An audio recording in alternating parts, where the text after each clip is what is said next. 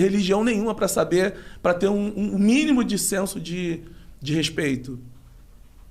E, aliás, eu tenho alguns amigos que são ateus e fazem parte da minha lista de 6 amigos, dos melhores amigos, 2 ou 3 são ateus. E são pessoas de um comportamento ilibado para mim. E eles não estão fazendo isso em nome de Deus, eles estão fazendo isso em nome da humanidade, em nome da consciência que eles têm do que devem ou não fazer. Então, eu concordo muito com você. Eu acho que eles se conectam justamente com o que você está falando, Exato. Os ateus. Com a referência divina interna que todo mundo tem. Eles só não entendem que é divino. Eles não chamam isso de Deus. Eles não chamam isso Deus. Aliás, Deus não é o nome de Deus. Deus é um título, né? Qual é o nome de Deus? Sei Então lá. é uma pergunta interessante, né? Então, dentro do cristianismo, dentro das mais variadas expressões religiosas, Deus vai ter um nome. Mas, na verdade, Deus não é o nome de Deus. Deus é maior que o nome dele, né? É maior que o nome dele. Maior do que as religiões, maior do que o cristianismo, inclusive, que dentro do Ocidente é a maior religião. Então, assim, eu penso muito o sagrado a partir dessa expressão. E isso é libertador, isso é liberdade. Liberdade não é uma coisa que combina muito bem com uma religião que se propõe a ser controladora, né? Hegemônica. Sim. Então, ali eu sentia muita falta da liberdade, cara. A liberdade para você fazer pergunta, né? De você ler um texto e falar, cara, por que está dizendo aqui que se uma pessoa é chamada livre, continua livre? Se ela é chamada escrava, continua escravo. Não tem uma coisa que não funciona, que não está certo nessa expressão que está na Bíblia? Não, mas o controle vai dizer que não pode fazer pergunta, porque o livro é inerrante. Aí você corta a amizade, né? Você fala, cara, pô, mas eu não posso fazer pergunta, pô. Eu não posso fazer uma pergunta sobre o texto?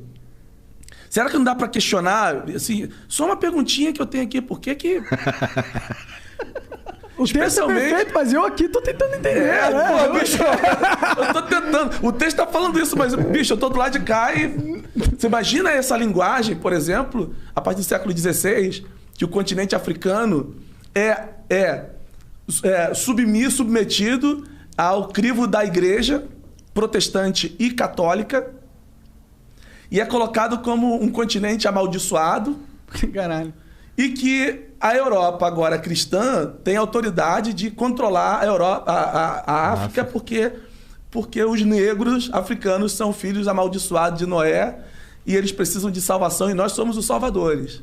Porque os colonizadores não chegavam na África e não vieram para a América na condição simplesmente de missionários. Eles vieram na condição de colonizadores, de donos.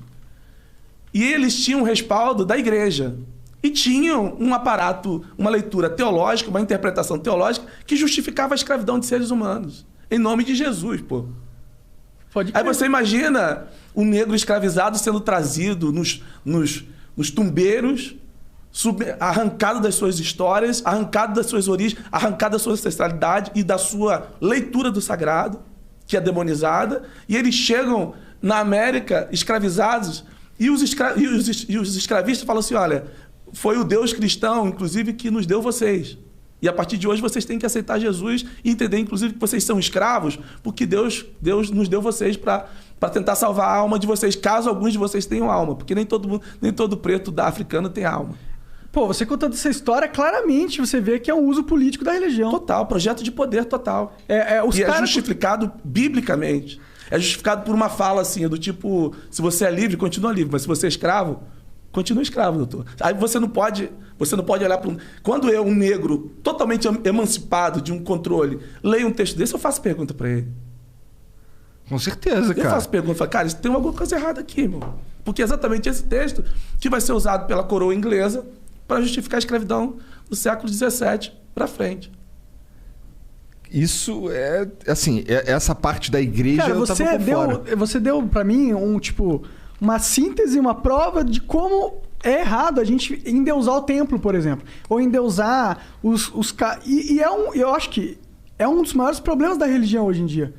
Que as pessoas elas abdicam do senso crítico porque elas põem uma confiança, uma fé naquela autoridade, naquela figura de poder, que está embasada por todo um arcabouço histórico da humanidade. Ele usurpa isso. Caraca, arcabouço. Usurpa. O cara que eu tô conversando com um cara inteligente, tem que falar umas palavras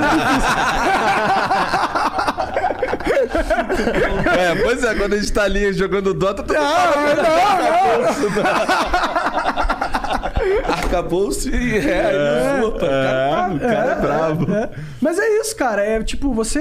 E eu acho muito legal um cara da fé, um cara que tá aí propondo uma experiência religiosa com esse pensamento.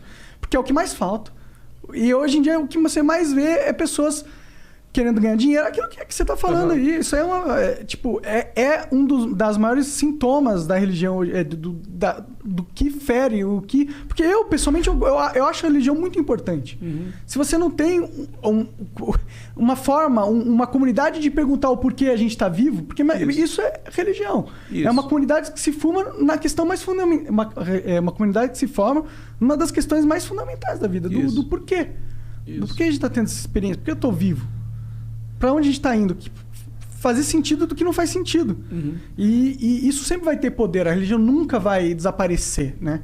Então, eu fico muito otimista vendo que, aos poucos, outros exemplos vão surgindo. Eu espero que fortaleça. Eu espero que igrejas assim... Você vê uma onda ou a sua é meio que única? Assim? Não é única. Eu dialogo com outros líderes, mas eu não tenho a ilusão de achar que esse pensamento ele esteja numa via de crescimento, entendeu?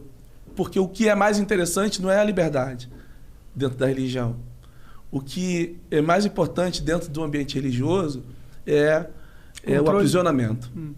Porque quando eu aprisiono, eu tenho mais poder.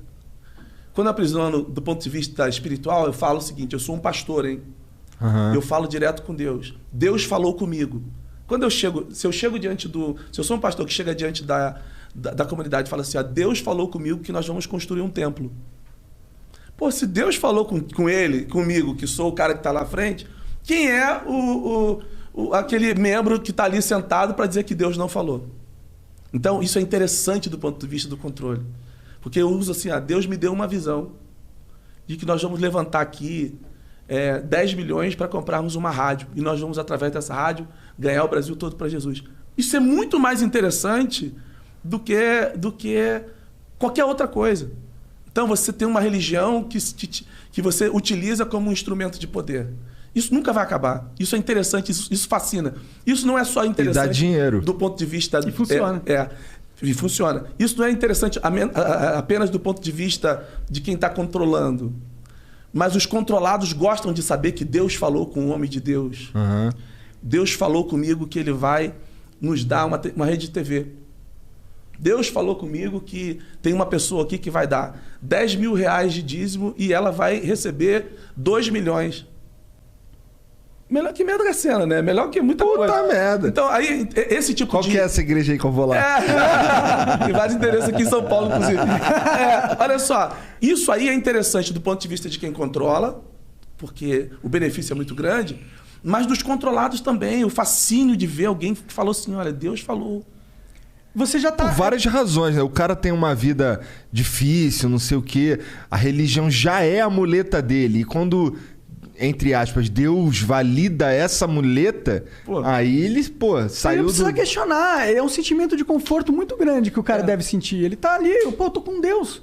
Agora, isso invalida o fato de Deus falar? Não invalida. Eu não estou aqui relativizando a fala de Deus. O que eu tô colocando em xeque é... A fala dos homens, né? Só a fala dos homens. E assim, em que nível está essa fala do cara que fala assim? Ele está pensando em quê? Ele está pensando em Deus? Não, ele está pensando num templo.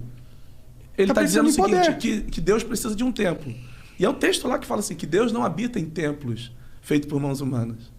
Então, é uma coisa meio antagônica. Se Deus precisasse de templo, ele seria muito mais fraco do que a gente prega que ele é. Ele é o Deus do Age of Empires. Tem que construir o templo, ser os maguinhos e tal. É só assim. É papo de nerd, foi mal. Então,